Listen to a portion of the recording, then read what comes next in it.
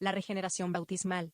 1. Esta no siempre se presenta en la misma forma. En la Iglesia de Roma. Según la Iglesia Católica Romana, la regeneración incluye no solo la renovación espiritual sino también, la justificación o el perdón de los pecados, y se efectúa por medio del bautismo. En el caso de los niños la obra de la regeneración siempre es efectiva, pero no es así en el caso de los adultos. Estos pueden aceptar y utilizar con gratitud la gracia de la regeneración, pero también pueden resistir o hacerla ineficaz. Además, siempre es posible que los que se la han apropiado la pierdan de nuevo.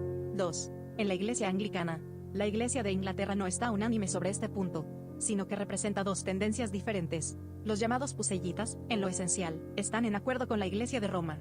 Pero también, hay en la Iglesia Anglicana un partido influyente que distingue dos clases de regeneración, uno que consiste nada más en el cambio de las relaciones personales con la Iglesia y los medios de gracia, y el otro, en un cambio fundamental de la naturaleza humana. Según los de este partido, solo el primero se efectúa por medio del bautismo. Esta regeneración no incluye la renovación espiritual. Por medio del bautismo el hombre nada más entra en una nueva relación con la Iglesia, y se convierte en hijo de Dios en el mismo sentido en el que los judíos se convertían en hijos de Dios por medio del pacto del cual era sello la circuncisión. 3. En la Iglesia luterana.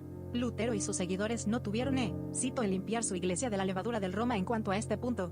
Globalmente los luteranos sostienen, en oposición a Roma, el carácter solitario de la regeneración. Consideran al hombre por completo, pasivo en la regeneración e incapaz de contribuir de ninguna manera a ella, aunque los adultos pueden resistirla por largo tiempo.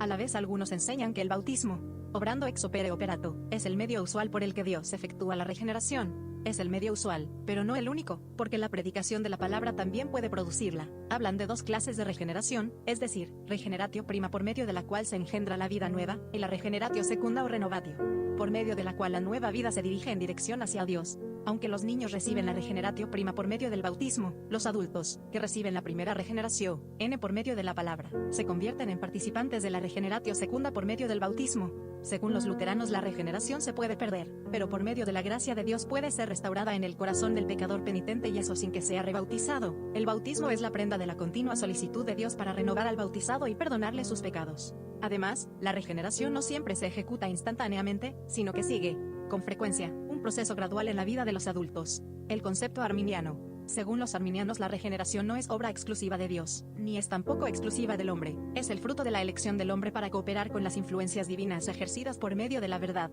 Hablando estrictamente, la obra del hombre es primera que la de Dios. Ellos no aceptan que haya una obra precedente de Dios por medio de la cual la voluntad del hombre puede inclinarse hacia el bien. Como es natural, también creen que la gracia de la regeneración, se puede perder. Los arminianos wesleyanos alteran este concepto en tal forma que acentúan el hecho de que la regeneración es obra del Espíritu Santo, hecha en cooperación con la voluntad humana. Aceptan una primera operación del Espíritu Santo para iluminar, despertar y dirigir al hombre. No obstante, creen también que el hombre puede resistir esta obra del Espíritu Santo y que en tanto que lo haga permanece en su condición irregenerada.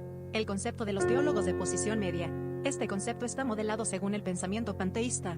Después, ese de la encarnación no quedan dos naturalezas separadas en Cristo sino solo una que es divina humana, una fusión de la vida divina con la humana. En la regeneración, una parte de aquella vida divina humana pasa hasta el pecador.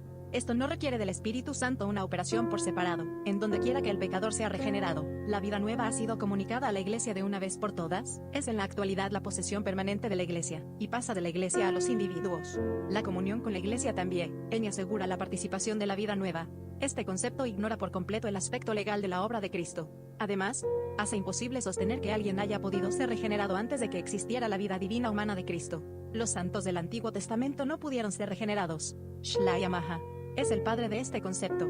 El concepto tricotómico.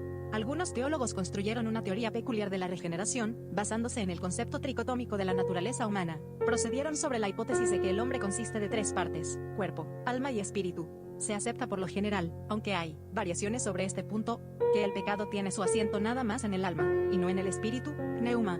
Si el pecado hubiera penetrado al espíritu el hombre habría quedado irremediablemente perdido. Del modo preciso en que están perdidos los demonios que son meros seres espirituales. El espíritu es la vida superior y divina en el hombre, destinado para gobernar la vida más baja. Debido a la entrada del pecado en el mundo la influencia del espíritu en la vida más baja se ha debilitado en extremo, pero mediante la regeneración se fortalece otra vez, y se restaura la armonía en la vida del hombre. Esto es, de consiguiente, una teoría puramente racionalista. El concepto de liberalismo moderno, o amplitudismo.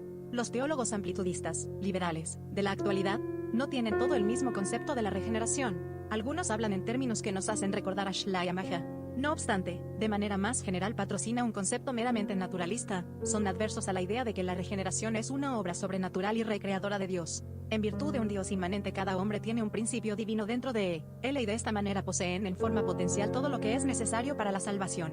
La única cosa necesaria es que el hombre se haga consciente de su potencialidad divina, y que conscientemente se someta a la dirección del más alto principio que haya dentro de él. La regeneración es, sencilla y éticamente, un cambio de carácter.